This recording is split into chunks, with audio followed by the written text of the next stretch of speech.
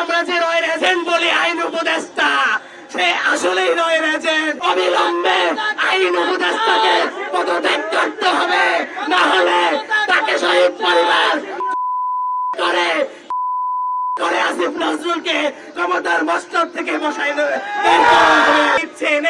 আমাদের দুঃখ নাই, কিন্তু আমাদের দুঃখ তাদেরকে যারা জীবন দিয়ে ক্ষমতার মসনদে বসাইলো, তারা সেই শহীদদের বিচারের জন্য কি করেছে। আজকে 1 বছর হয়ে গেছে। দুঃখজনক, আপনারা খবর নিয়ে দেখেন, এই যে রয়ের এজেন্ডা বাস্তবায়ন করার জন্য তথাকথিত আমরা যে রয়ের এজেন্ট বলি আইন উপদেষ্টা, সে আসলেই রয়ের এজেন্ট। সে টাকা খেয়ে হাইকোর্টের সাথে লিয়াজু মেনটেন করে সমস্ত আসামিদেরকে জামিন করে দিচ্ছে। তাদেরকে এর জন্য ক্ষমতার মস্তদে বসানো হয় নাই।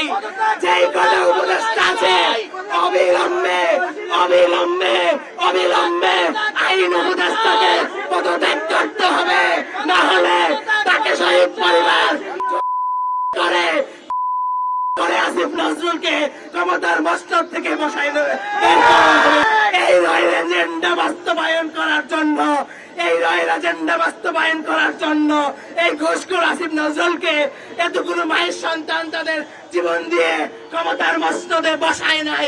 আজকে আমরা এখানে এসেছি কেন? আজকে আমরা 1 বছর হয়ে গেছে, একটা মামলার কেন এই সরকার আনুষ্ঠানিক বিচার করতে পারলো না? সে ব্যর্থ সরকার হিসেবে নিজেদেরকে মানুষের কাছে দিন দিন ব্যর্থ সরকার হিসেবে পরিচয় করতেছে। তারা আজকে বিচার নিয়ে একটা মামলার আনুষ্ঠানিক বিচার হয়েছে না, আনুষ্ঠানিক বিচার কার্য শুরু করেছে। তারা নিজেদের 16 আনা ভোগ বিলাসিতা আর প্রোটোকলের জন্য ক্ষমতার মসনদে বসেছে। আজকে শহীদের হত্যার বিচারের জন্য কেন আমাদেরকে রাস্তায় নামতে হবে? একটা মামলা যদি দৃশ্যমান থাকে, আমার ভাইয়ের মামলার আসামি দেখা যাচ্ছে, সেই আসামিকে আইন উপদেষ্টার মদদে 5 কোটি টাকার লেনদেনে সেই আসামিকে জামিন দিয়ে দিয়েছে। তাহলে বলেন, রাষ্ট্র কি বিচার করবে?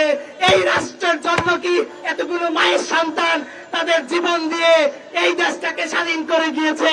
আমরা আজকে অবিলম্বে অবিলম্বে যেই কোর্ট থেকে বৈষম্য বিরোধী ছাত্র আন্দোলনের হত্যা মামলাগুলোর জামিন দিয়েছে, সেই বেঞ্চের বিচারপতিদেরকে বহিষ্কার করতে হবে, তাদেরকে বরখাস্ত করতে হবে, আইন উপদেষ্টাকে আজকেই পদত্যাগ করতে হবে।